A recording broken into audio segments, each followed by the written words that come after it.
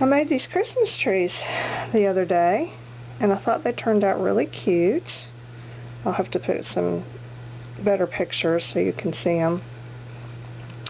But they're not difficult. They're easy to do. They're just kind of a mixed media, use what you've got type thing. So I thought I'd show you how to make these. Obviously, since they're mixed media, there's really no set instructions. You just, basically, they're like an art journal page in a cone shape. That's all they are. You just use, you know, kind of what you would on an art journal page. What these are those cardboard cones. You remember a while back my sister gave me a bunch of cotton yarn that she got at a Goodwill or something, and they're the kind that's wrapped around these cardboard cones. So I took all the yarn off the cones because I have one of those electric yarn baller things, and I wound it all up and ended up with all these empty cones. Last night I gave them all a coat of paint, just you know, whatever kind of paint you had. I think this was some latex paint from Home Depot, you know, the Oops paints. I think that's what it was. Gave them all a coat of paint because my Christmas colors, my Christmas decorations are all in pastels, so that's why I did that. And you don't really have to do that, but I just wanted to give them a base color to start with in case there was some nakedness showing through. I was looking through that Lowe's magazine. You know, they have that magazine, you can subscribe for it, and it's free. They send it, I don't know, every month or every quarter or something like that. And it's got some DIY stuff. It's got decorating ideas, it's got project builds, and there's always a couple of craft ideas in the magazine. And this was one that was in the last magazine. And I forget what base they used. They have some kind of a plumber's cone or something that they used as the base, but they covered it with caulk. And they had 2 or 3 that they had done, and I thought they were just so cute because, you know, they had different patterns on them. So I got caulk, spread it on. I used a credit card, and then I have this little, my craft spatula that I just kind of did this all over it, just like you're frosting a cake. I mean, exactly like you're frosting a cake. And then let it dry overnight, and here's what you get. And you could do this same thing with like a texture paste or modeling paste, but I like the caulk because, you know, it's flexible. You don't have to worry about your little, all your little peaks breaking off like you might with a modeling compound or a modeling paste. So anyway, that's kind of fun. I don't know where I'm going after this. Maybe while I'm working on this other stuff I'll get inspired to finish this off. I'm not sure. I think it needs something sparkly, maybe some glitter. Anyway, I'll figure something out for that. So, what do you need to do this? You are going to need, well, obviously you're going to need some cones, or a cone. And if you're thinking, well, okay, this is a great project, Shannon, and everything, but I don't have any of those cones. Well, here's what you can do. I have some options for you. What you can do is you can go to your craft store or fabric store or wherever you buy your yarn. You can buy one of these big cones of cotton yarn, any color. Take the yarn off and send it to me, and I will use it in my bauble blanket that I've been crocheting. And then you keep the cone. See? Problem solved. There's one option. Another option, you can go to the craft store and you can buy, they have these paper mache cones in all different sizes and you know, cone shapes. So you can buy a paper mache cone to use. Or if you don't have any of that, can't go out and buy it, you can use a piece of scrapbook paper. Or any paper, really. And we've all probably got at least one sheet laying around, right? So here's one that I made out of scrapbook paper, just to make sure that it would hold its cone shape. And it does. It's going to get a little weird while you're working on it. But when you're done, if you kind of heat it with your heat gun, and then shape it, and let it cool, make sure that it's in the right shape, then it'll stay. So anyway, this does work. If you want to make a cone out of a sheet of scrapbook paper, I will show you how right quick, because there's not really a trick to it, but it can be confusing if you're not quite sure how to go about it. Start with a sheet, turn it over on the back, and this can be any kind of scrapbook paper, any size. This is just a regular weight double-sided paper. Ideally, you know, if I had like a big compass, those things where you can draw the circle, that would be perfect. I don't have one, and I saw one at the dollar store the other day, and I was going to pick it up, and I didn't, and I don't know why. But you can take a pencil and a string and a thumbtack and make this work. And you just stick the thumbtack into the corner of your paper. I've got cardboard under here, so, you know, make sure it's something that you can stick a thumbtack in. And then you're just going to draw an arc shape. And I usually come in, I don't start at the very corner, just come in just a little bit off of the corner.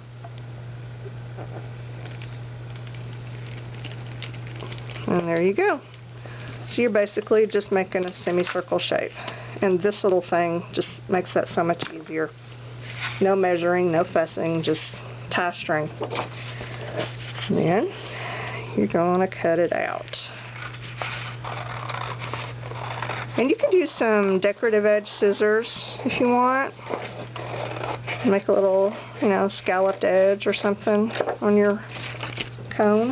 And save that. That's a good scrap. Okay, then you're going to coax this into a cone shape. To me, this is the hardest part. I just usually start by rolling the paper up really tight both ways.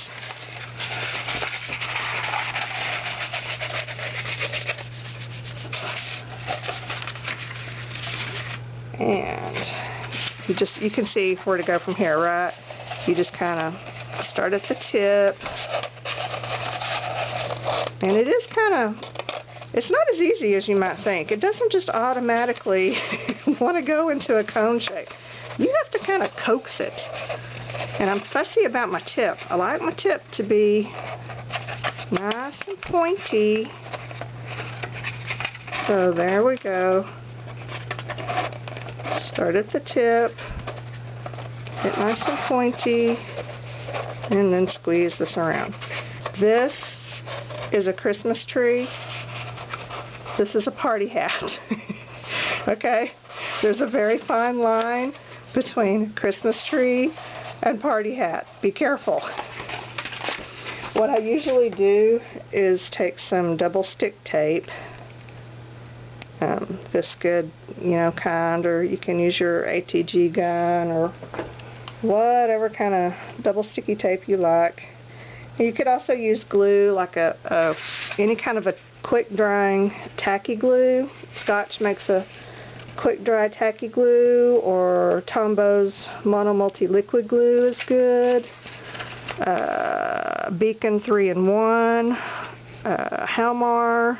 Any of those types of glues are good too. The tape, to me, just seems a little easier to work with, or a little less messy anyway. Make sure it's stuck down good. Now, commence to decorating. Where you go from here, totally up to you. I was afraid that maybe starting with a paper cone, that it might be a good idea to do some of the collage before you make it a cone shape, but I think it actually would probably be better to start with plain paper and collage on it. It actually has held up quite well. What I'm using for glue, and again, use what you want, I've got some, this is a little bit of watered down Mod Podge. The reason that it's watered down is because it was the last little bit in the jar, so I had to add water to get it all out. That is the only reason it's watered down. So, you can use watered down Mod Podge. You can use regular Mod Podge. This is one of those cases where Elmer's will work, watered down or not. You can use any kind of a medium, matte medium, gel medium, just whatever you like to use to collage stuff. paper to paper. Then you start collaging. And I already started this one. This was a piece of scrapbook paper, forced it into a cone, and then just took some book pages that I cut up. These are old. This is out of an old book, and you know how the pages get really brittle, so it's kind of hard to use them in a lot of projects. You know, they really need to be glued onto something rather than, you know, they can't really be folded into a signature because they'll crack. So this is a good way to use up some of those old brittle book pages. Excuse me. That's what I've done here. And I need some more somethings. If you look, okay, this one was basically just book pages, and then the background is, you know, got glare.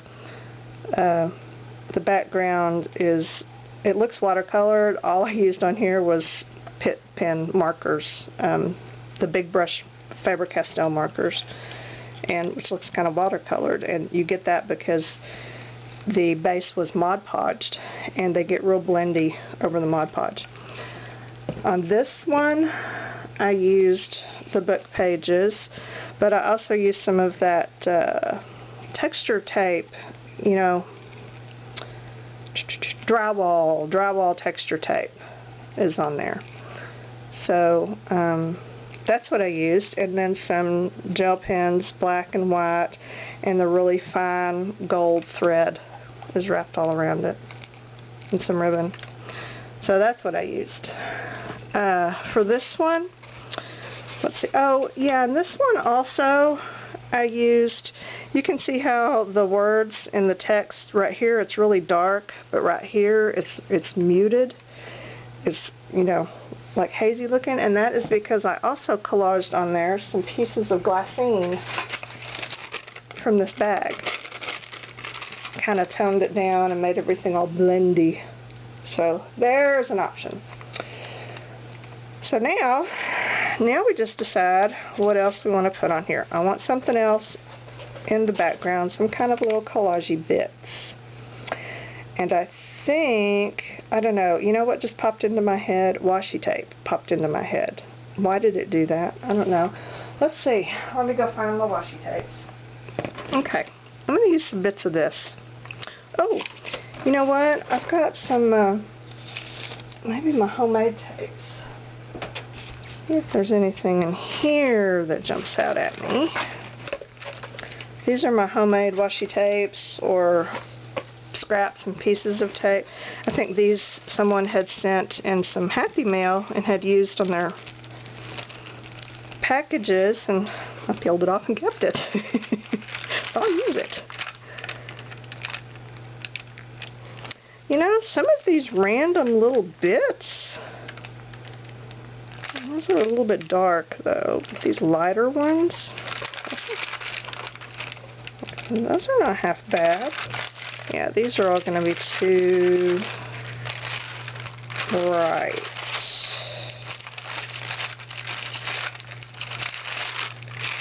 Okay. I think I'm going to use some of these little scraps, because they're not really good for much of anything else, right?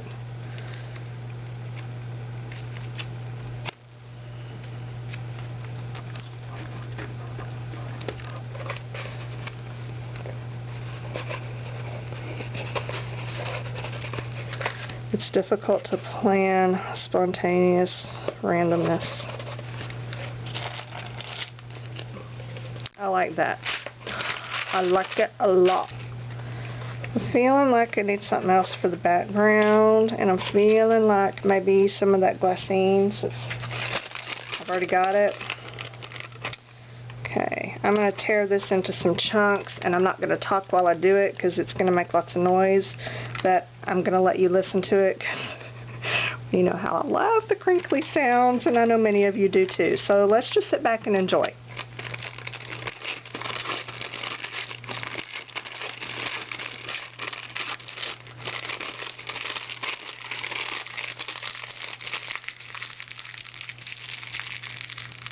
Oh my gosh, that was so happy.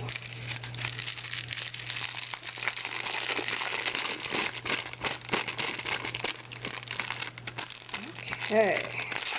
Oh, I said I wasn't going to talk. I'm such a liar.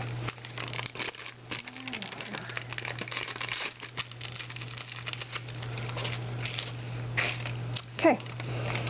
Alrighty. Now I'm just going to collage these on with my watery Mod Podge. You know, there was, well, I don't know if it still is, maybe there still is, that thing going all over on Pinterest about how if you mix water with Elmer's glue, you get Mod Podge. Okay, I hope that we all have sense enough to know that that's not how it works.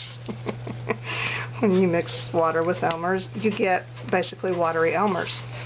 Mod Podge has varnish in it, and you can add water to Elmer's all day long and it's not going to turn into varnish. Anyway, I'm wondering if, since I added water to Mod Podge, if I just made Elmer's. I should put that on Pinterest, and I guarantee you millions of people will believe it. Oh dear. And I'm kind of putting these over some of the washi tapes because they were the ones that were really bright, just to kind of tone them down.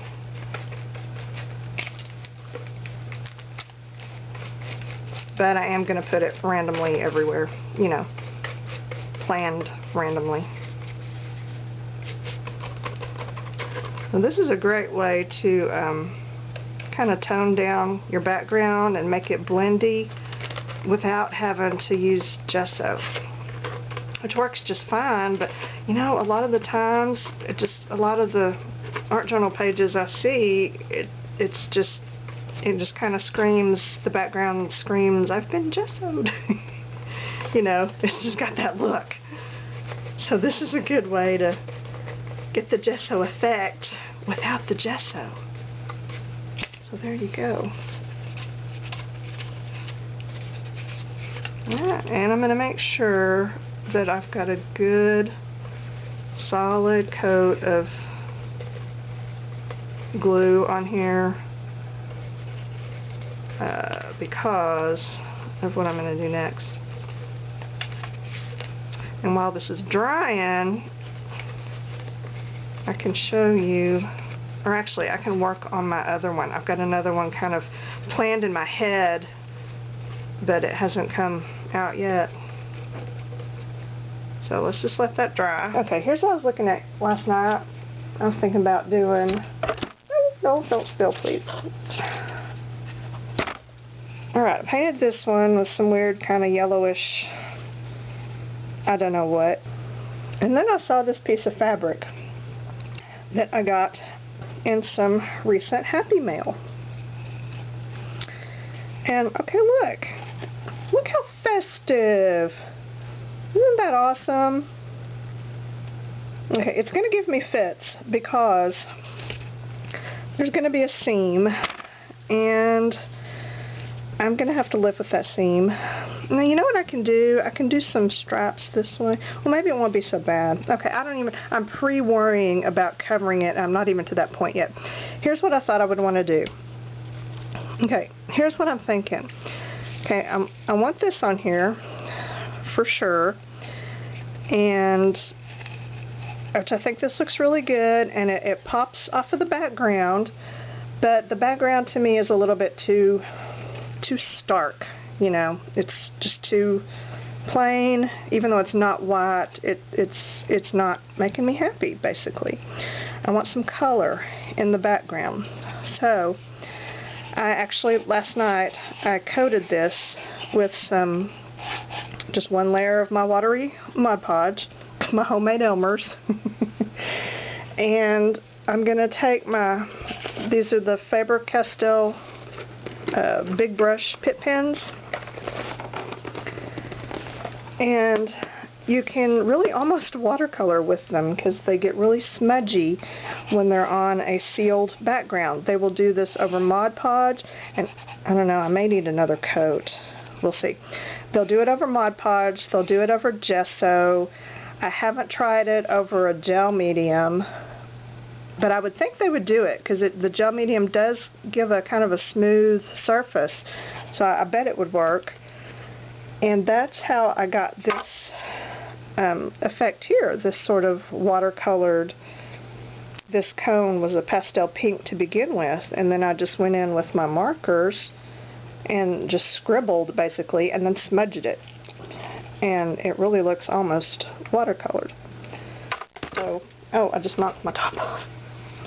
My tops, these are vintage brooches, and they are not permanently secured or glued because I want the option to use them in other things. So I've got them sort of rigged, and we'll talk about rigging at the end. Okay, my fabric has got lots of pink and gold and green and a little blue. So let's just use some of those colors and just make a blendy background and see what happens. Because if I don't like it, I just paint over it, right? No big deal. Alright. Okay, let me make sure that these are going to blend. Oh yeah. See?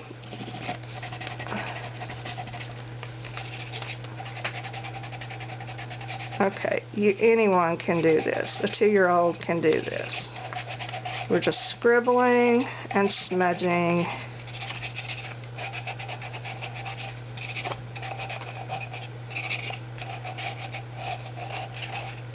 Not covering everything, you know, just a little planned randomness. Now, since I'm not really sure where I'm going to go after the fabric, I think my next step is going to be, I'm going to seal this, just slap on another coat of glue, just in case I end up getting a wild hair and doing something weird. I don't want to lose my background colors. Okay, there we go. Now, my heat gun has it's one of those kind of twofer deals. It's got the burn your face off hot setting, and then it's got it says cool setting, or it did. You can see I have had this thing for about 150 years. But it really comes out about room temperature, which makes it perfect for speeding up the drying of glue. You know, if you use heat to dry the glue, it will make the glue bubble, and that's not what you want, but I do sometimes use this setting. So I'm just going to kind of speed it up just a little bit because I'm impatient and I'm really excited to see what this is going to look like. And this is not hot at all. It's basically just room temperature. These are expensive little heat guns, but I'm not kidding. I've had it probably 20 years, and I recently had to take it apart because it was making a weird fluttering sound, and I was like all in a panic because I thought, oh my gosh, I'm going to have to buy a new heat gun, and I don't want to do that because I have bonded with this one. And plus, you know, I can talk over it. It's not so loud that I can't have a conversation while I'm running it, and I really like that about it. So I took it apart and was actually able to fix it. There's it feels like plastic, but I know it's not. It's some kind of a heat-proof plastic type paper that goes right around this area, I guess to protect the barrel from the heat. And it had come loose and was flapping against itself. So I just kind of secured it back in there and put it back together and felt like a rock star. I fixed my heat gun. Yeah, didn't take much. Jason's downstairs making pizza, like from scratch. He's making the dough and everything, and you know, he's a little freaked out because he's having to figure out the whole yeast thing. So I've already had to take frequent breaks, which just provides me with lots of footage for the end of the month blooper reel. It's like, what is the date today? Yeah, it's December 8th, and I already have plenty of footage for my monthly blooper reel. Oh, that's kind of sad. Okay. Let's let this one dry some more, and let's revisit this one. There's no blue in this one. What would happen if we added blue? Let's find out. Let's find out in a small way first. Then if we like it, we'll go all out. See, let's just go down here and go. Oh, that's kind of nice. Yeah.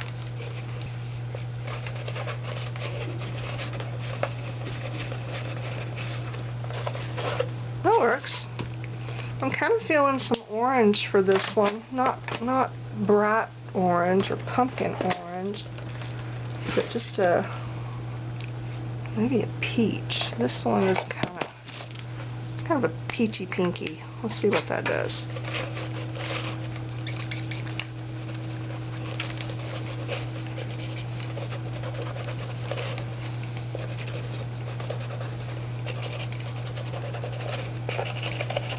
I like this because, you know, I mean, it looks like you just got out your paints and, you know, just went to town on it, and all you did was just scribble some markers and smudge it. I really like that. Really, really do. I want some more pink.